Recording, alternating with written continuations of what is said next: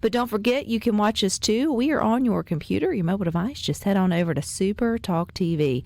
Now, you might not know this, but Columbus, Mississippi is the historic inspiration for Memorial Day, which is coming up this weekend. And it will honor its legacy as the city that sparked a national tradition of remembrance with a full day of events. And joining us today is Miss Frances Glenn. She could probably say all the words better than I have gotten them out to begin with, but she's the tourism director there in Columbus-Lowndes Convention and Visitors Bureau. So welcome, Miss Frances. Thank you. Thanks for having me. I feel like this comes around every year, and every year someone new learns a little bit of history about Mississippi that's connected to more of a national celebration, which would be Memorial Day. So I know our historian Rufus, who we love here on Good Things, wasn't able to make it with us today, but from what you know in terms of the history of Columbus being connected to Memorial Day, how did that work? Sure. So Columbus is the inspiration for Memorial Day.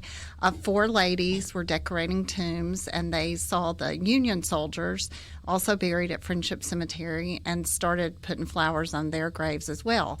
And it kind of picked up as a national story. The poem, The Blue and the Gray, was inspired by their act of kindness. And in 2010, President Obama acknowledged that those ladies as inspiring Memorial Day, honoring not fallen Confederate soldiers or Union soldiers, but Americans. And as we celebrate that day, obviously we all enjoy our long weekend. Sometimes or too often we forget what that weekend is truly, about in terms of the sacrifice that was given for the freedoms that we enjoy.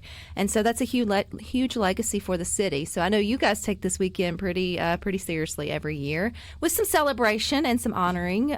So what are some of those traditional things that Columbus does each year on this weekend? Well, each year we do place flags on veterans' graves in Sandfield and Friendship Cemetery.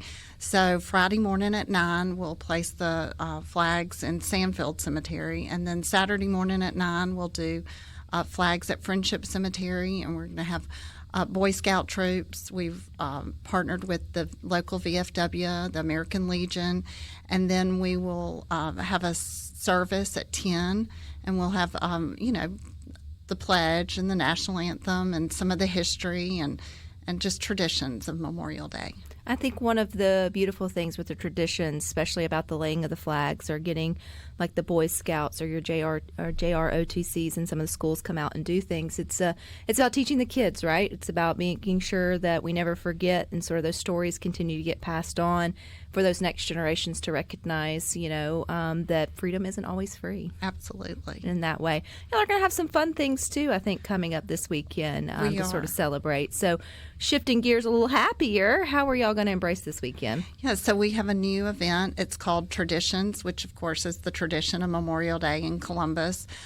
Taste, we're going to have food trucks, and tunes. So tradition, taste, and tunes. I like it. Yeah, we'll be starting at 11 o'clock at the Riverwalk stage. And it's there on the banks of the Tombigbee River. So we're hoping boaters, you can come by land or water. And we'll have live music on the stage. We'll have a remembrance, of course, at 11, and then start with music. And we're going to have a flyover. The Columbus Air Force Base is supplying us with a flyover at noon, and great food and entertainment. So it's going to be a good time. For those who may not think about vacationing to Columbus, I know obviously this is our first long weekend. It's kicking off summer. Most kiddos are wrapping up school if they haven't already this week. And parents may be thinking about, gosh, what can we get out and sort of do this summer? Where can we go that's maybe not so far away in terms of exploring or a little bit of a staycation, Frances? What do you want people to remember about coming to Columbus to vacation? Sure. Well, we have a lot going on. Of course, we're a very historical town, but we've got a great river walk that winds along the Tombigbee Waterway, and then we also have the soccer complex downtown. We have a vibrant downtown, lots of shops and restaurants. It's all walkable. So there's a lot to see and do. So if someone wanted to come and get some of that history, you mentioned your soccer complex, I'm thinking, gosh, I wonder how many families who are listening to Good Things have already been to Columbus for one of the, I'm sure, many tournaments that have passed and are to come. And I think it's good to remember when you have those, if you get breaks, to go and sort of see those towns here in Mississippi. I know that's one of the best ways we tour our own state is through our kids, travel experience. Hey, we'll take it any way we can get it, right? But if you wanted to sneak in some of that historic, those historical sites for something different off the beaten path, what would be there in Columbus to do? Well, our Welcome Center is the childhood home of Tennessee Williams, and that's located right on Main Street. And there's information there. We do have some homes that are open year-round. The tour at the Welcome Center is wonderful. And then we have a historic walking tour. We have a downtown walking tour, so a lot to do and see. I think people forget about those walking tours or some of those other things that cities offer, or just the welcome centers. What a treasure trove of information that they can be with the walking tours. Like, what are you seeing on there? Are they like older homes or historical sites? How do those work? So there's a map of the Southside Historic District. It's one of 3 historic districts in Columbus, and it's all walkable. To do the whole thing's less than 2 miles. And we just have pictures of the different homes and a little brief history about them. And then the downtown walking tour is done. It can be done on your phone. You can download it. And cool. It just tells history about the different buildings and old businesses that were there at one time and what's there now. Oh, you could turn that into like a fun scavenger hunt with your kids, right? Like you could get it and then sort of go out and look in that way. I think that would be a lot of fun. We talk often about visiting our own state and sort of seeing cities that we hadn't seen before, Francis.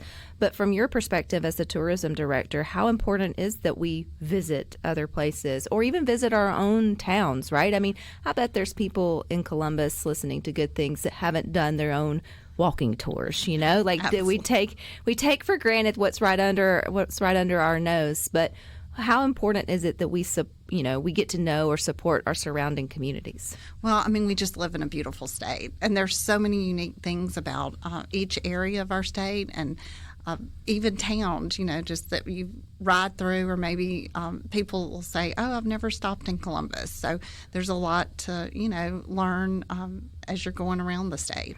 I feel like Columbus and Columbia are 2 states that need to go together and come up with PR on how to embrace the fact that sometimes we confuse the two just because they sound so alike. But if someone's like, I'm Columbus, and then they think, so how do you kind of describe where Columbus is on the Mississippi map? Well, most people know it's 60 miles west of Tuscaloosa. So, internationally people know the University of Alabama. So that's kind of one landmark. And then, of course, we're just 24 miles from Mississippi State. That's another huge landmark. So, we're just right there in the northeast side of the state. Up to some pretty good things. I'm sure Memorial Day obviously is a big weekend for you guys, but then you've got 4th of July is right around the corner and other fun summer events. If people are trying to plan their vacations, is there any other event you want us to stick on our calendar? Oh, absolutely. Fireworks on the Water is July 4th, and that is held out at Columbus Lake. We partner with the Columbus Air Force Base and the city and the county. We have a huge fireworks show. There are food trucks, children's activities, so there's a lot to do. And that's going to be this year. It's going to be on the 4th of July. And the gates will open at 5 o'clock, and it's at the Stennis Lock and Dam.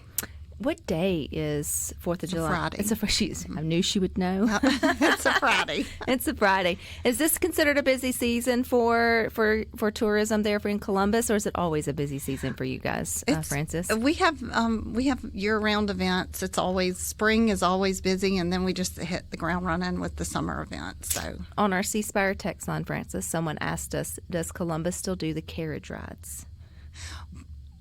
Yes and no. The carriage. That is a trick question coming to you today. So we did not have carriage rides this year during pilgrimage, but the man with the horse and carriage is still in Columbus, and you can call our office and we will give you his number. So it sounds like those are something people enjoy. I'm sure it's Absolutely. a unique way to take in the city. It is. Would be a carriage ride. Well, Miss Francis, if people want to stay up to date with everything going on in Columbus, is there a good website, Facebook page for you to go to? Sure. Our website is visitcolumbusms.org, and our Facebook page is Visit Columbus. All righty. Well, I appreciate your time here today Thank on you. Good Things. And you guys stick with us. We got more for you coming up.